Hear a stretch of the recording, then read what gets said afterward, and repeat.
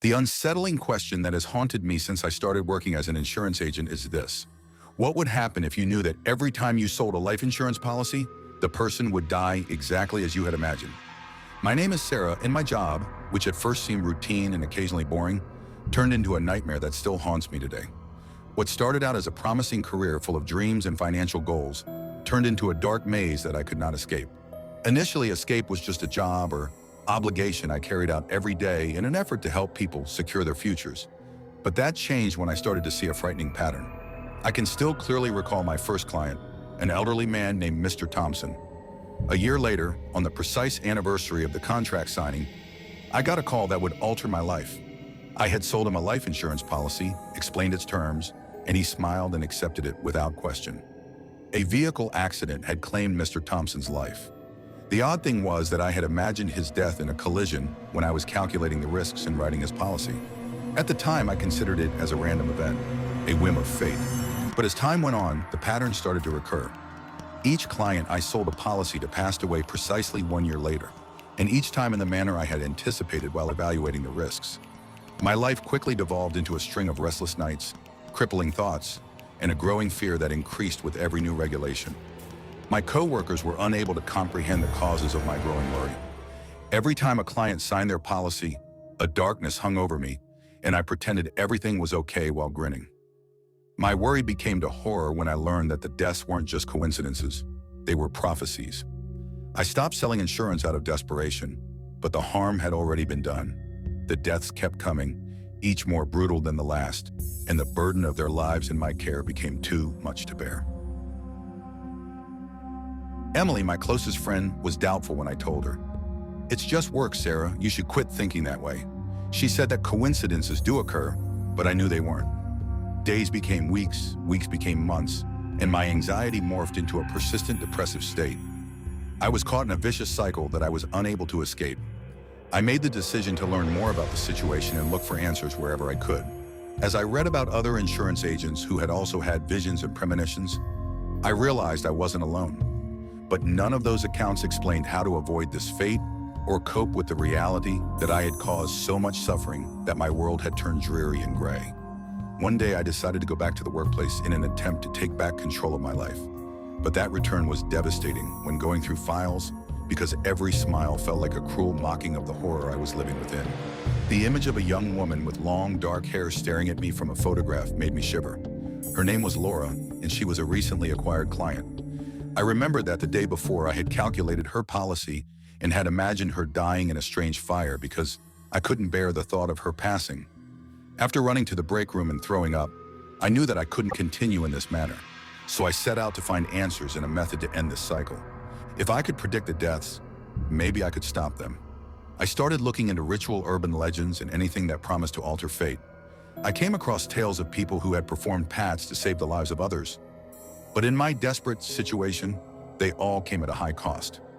The notion of offering something or someone as a sacrifice in return for a future free from deaths struck me as the darkest conceivable. In a fit of rage, I made the decision to take action because I could not allow another customer to perish. When I looked for the woman in the picture, Laura, I found that she lived alone in a tiny apartment. I was terrified when I saw her when I knocked on her door. The idea of her passing away upset me. She was a young woman full of life and beauty. I made the decision to speak with her in an attempt to persuade her to revoke the policy. Sarah remarked, "There's nothing to worry about, it's just a policy. Life goes on," with a carefree chuckle. But I knew it wasn't just a policy, so I couldn't allow that concept linger in her head.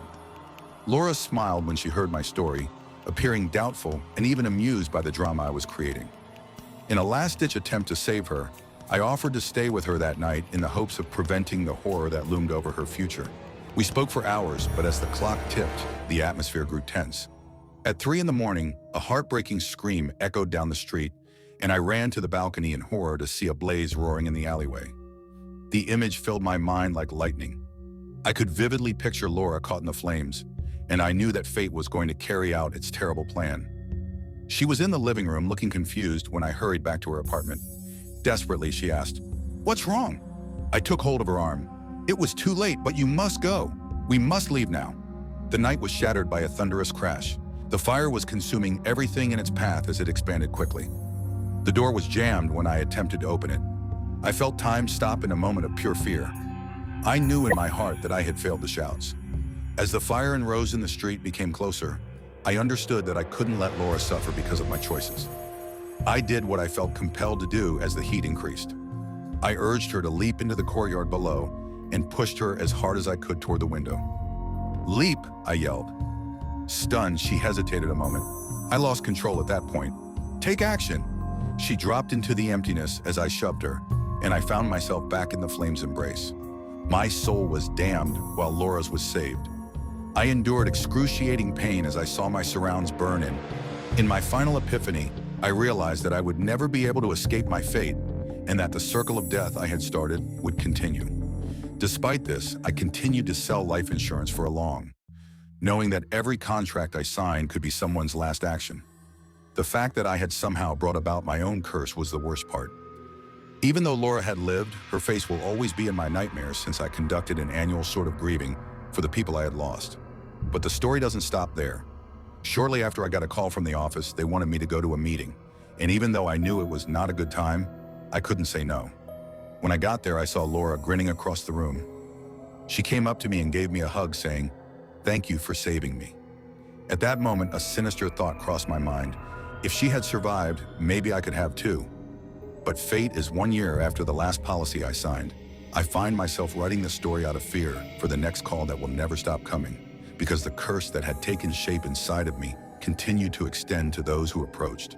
I chose to leave and hide in the shadow of my own mistakes before anyone else died as a result of me. Now the next one. The quiet that pervaded the city seemed to come to life on a chilly, gloomy night. For an instant, picture yourself boarding a bus after midnight in the hopes of returning home after a long day.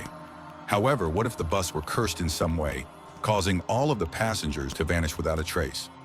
The protagonist of this tale is a nighttime bus driver who starts to doubt reality after seeing an eerie event. The driver, a middle-aged man named Roger, had been picking up the same passengers night after night on the same route for years.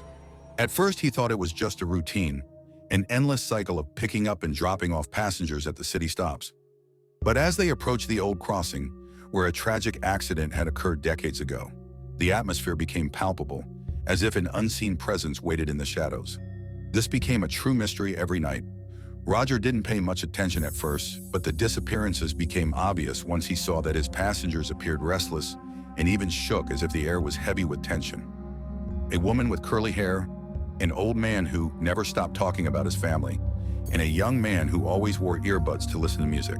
During that portion of the trip, they disappeared one by one, and the saddest thing was that fresh souls boarded the bus the following day, as like they had never been there. Trapped in his job as the driver, Roger could only observe as the eerie pattern devolved into a silent nightmare. As the weeks went by, the whispers among the new passengers became louder.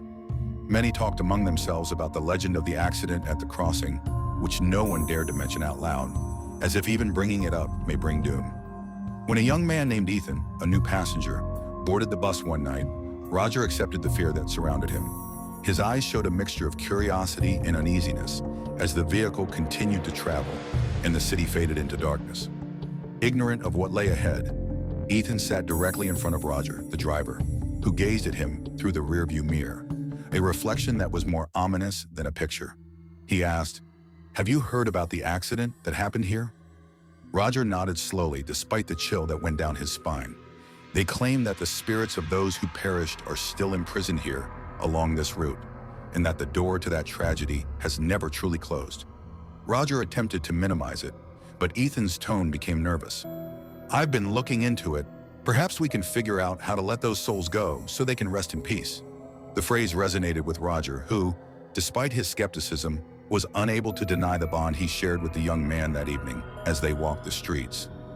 The driver and the passenger made an odd agreement. They agreed that when they arrived at the crossing, they would try to speak with the missing souls, as though doing so would break the evil curse that had imprisoned the passengers with every kilometer they had traveled. As they arrived at the notorious crossing, the air became thicker, as though the atmosphere itself were holding its breath. The bus stopped moving. There was a profound silence as Roger sensed the outside world disappear. Ethan's shaky voice said, "Now we just need to talk to them. Let them know they're not alone," as he looked around, his pulse pounding. At that moment, the bus's lights started to flicker, and a dense fog began to cover the vehicle. As the lights went out, Roger felt cold, but Ethan was unflinching. Using the names he had found in his research, he started yelling to the lost souls in a forceful voice. Like a prayer, each name lingered in the air, and then something changed.